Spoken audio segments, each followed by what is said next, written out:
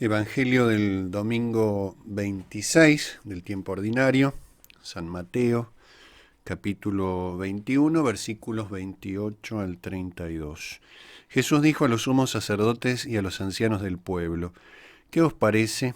Un hombre tenía 2 hijos y dirigiéndose al primero le dijo: Hijo, quiero que hoy vayas a trabajar a mi viña. Él respondió: No quiero. Pero después se arrepintió y fue. Dirigiéndose al segundo le dijo lo mismo y éste le respondió: Voy, Señor, pero no fue. ¿Cuál de los dos cumplió la voluntad de su padre? El primero, le respondieron. Jesús les dijo: Os aseguro que los publicanos y las prostitutas llegan antes que vosotros al reino de Dios. En efecto, Juan vino a vosotros por el camino de la justicia y no creísteis en él. En cambio, los publicanos y las prostitutas creyeron en él. Pero vosotros, ni siquiera al ver este ejemplo, os habéis arrepentido ni habéis creído en él. Un primer elemento de comprensión de estas palabras del Señor es su auditorio más directo, más explícito: los sumos sacerdotes y los ancianos del pueblo. Así comienza el Evangelio de este domingo. Jesús dijo a los sumos sacerdotes y a los ancianos del pueblo, es decir, las autoridades religiosas de Israel, el Sanedrín. Es un auditorio tenebroso. Ellos condenarán a Cristo a la muerte. Son los mismos que rechazaron a Juan. Es precisamente frente a ellos que denunciará el mal proceder que los caracteriza y que alcanzará su momento más dramático en la condena a Cristo. Ellos dijeron sí a la alianza y luego no fueron a trabajar a la viña santa de Dios.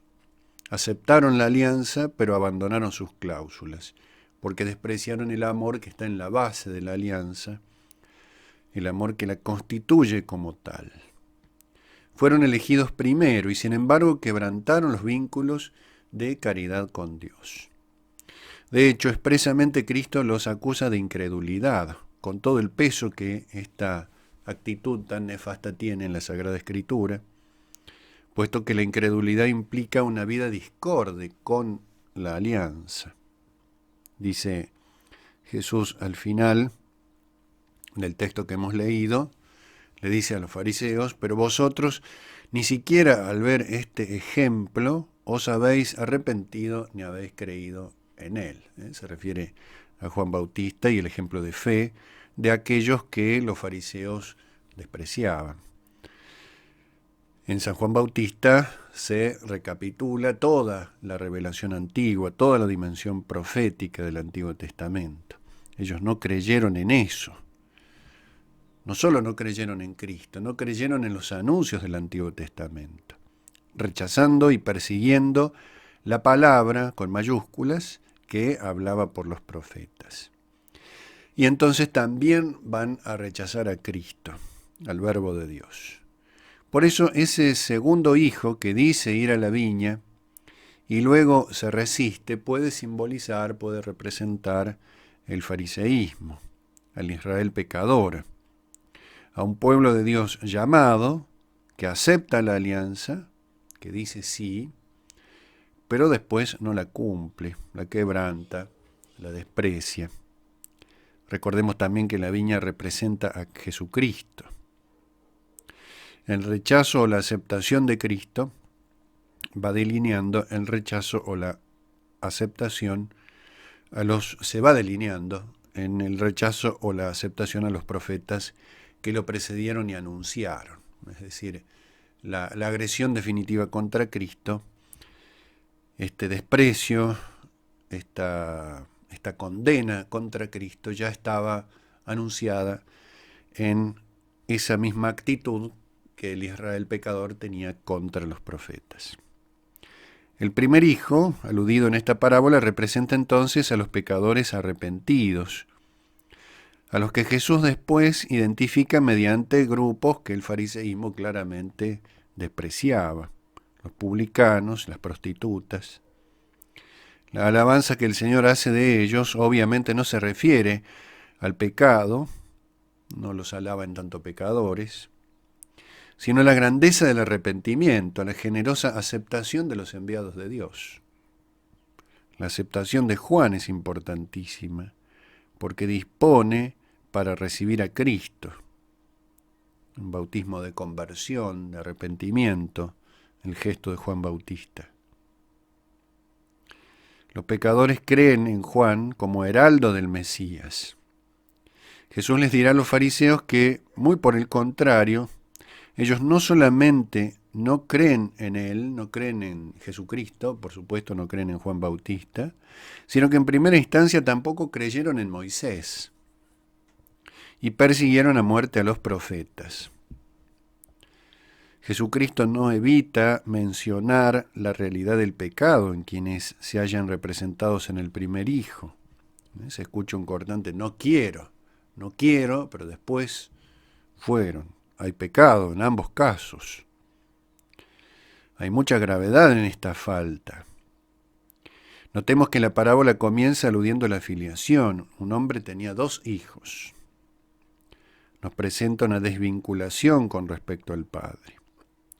No obstante, el arrepentimiento del hijo y la misericordia del padre hace que esos vínculos se reanuden y que ese hijo, yendo a trabajar en la viña, se integre plenamente en lo que esa viña significa, la unión de caridad con Cristo y con el Padre.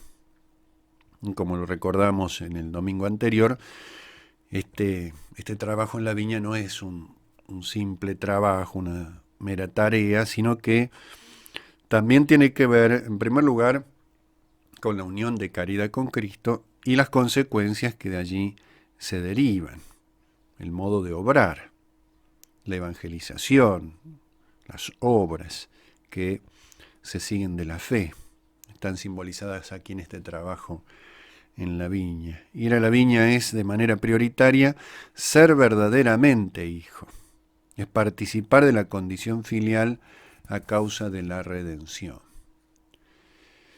Entonces el primer hijo, que responde no quiero, pero después va, representa a los pecadores que se arrepienten.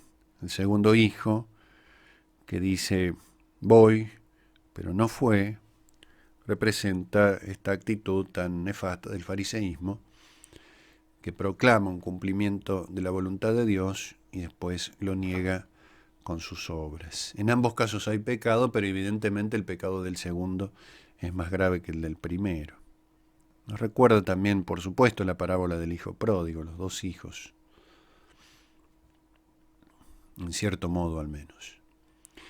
Entonces, en el caso del segundo hijo vemos una aceptación inicial y un posterior rechazo, lo que Isaías describió tan aguda y certeramente con aquella frase ya proverbial: este pueblo me honra con los labios, pero su corazón está lejos de mí.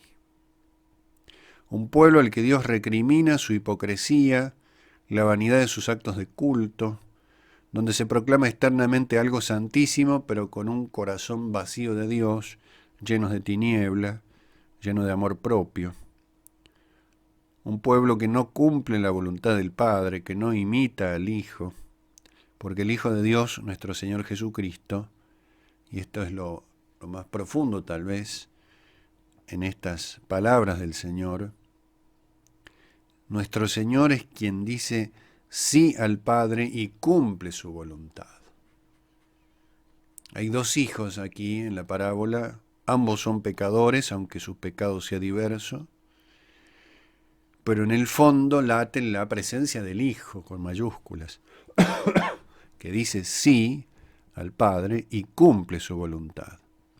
Por eso es nuestro arquetipo perfecto, nuestro modelo perfecto de filiación. Él es el verbo, la palabra, y por eso mismo al venir al mundo lleva a cabo la obra del Padre. Nos dice el Evangelio de San Juan, en el capítulo 14, versículo 10, las palabras que yo les comunico no las hablo como cosa mía, sino que es el Padre, que está en mí, el que realiza sus obras. Es el verbo efectivo, la constante proclamación de la voluntad del Padre, llevada perfectamente a cabo en la obra de la redención. Esa es entonces la imagen que se trasluce, que está de fondo en la parábola que Jesús pronuncia, la imagen del Hijo, que dice sí al Padre y cumple con aquello para lo que ha sido enviado. Es el Hijo quien cargó sobre sí nuestros pecados para destruirlos en la cruz, para que podamos convertir nuestro no, nuestra negativa, nuestro pecado en un sí, en una aceptación de la gracia, para que podamos convertir nuestra rebeldía en docilidad, para que Dios sea quien convierta definitivamente nuestra oscuridad en luz.